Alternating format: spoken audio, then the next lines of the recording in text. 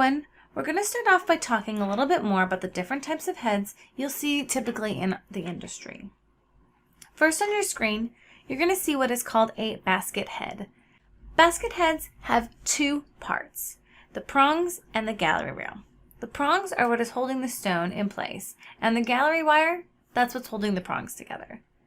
Gallery wires aren't necessary for all types of heads, but you do have to have something that is going to keep the prongs from opening up while the piece is worn. There's no rule for how many gallery wires you have to have in a basket setting. There needs to be at least one to hold those prongs together, but typically you'll see them with 1 to 2 gallery wires, but you can go as many as you want if that's your design aesthetic. We'll talk a little bit more about these once we started modeling this basket setting. Next on your screen, we're going to talk about what we call a low base setting.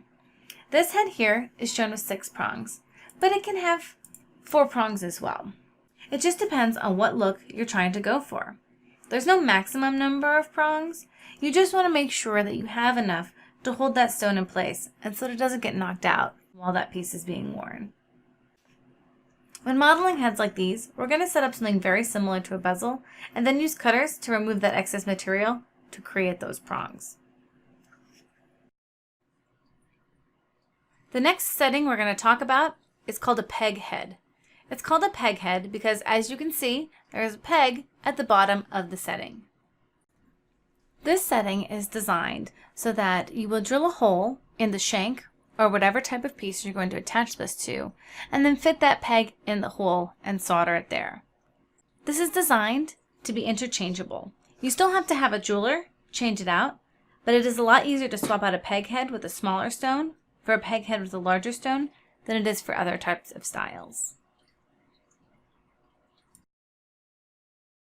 The next setting on your screen is called a pinched head.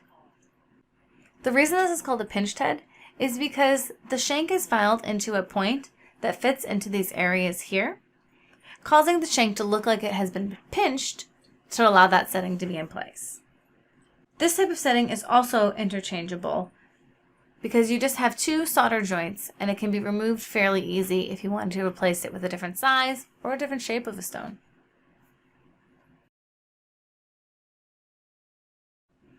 The final setting we're going to talk about is called a decorative head. As I mentioned before, you don't have to have gallery wires holding your prongs in place as long as there's something there to hold them together.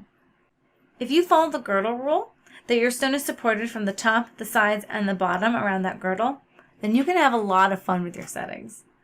This setting I did for my sister-in-law for her birthday.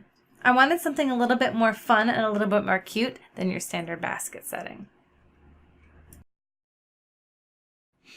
There are lots of different types of heads out in the world, but these are going to be the heads that you see a lot throughout the industry.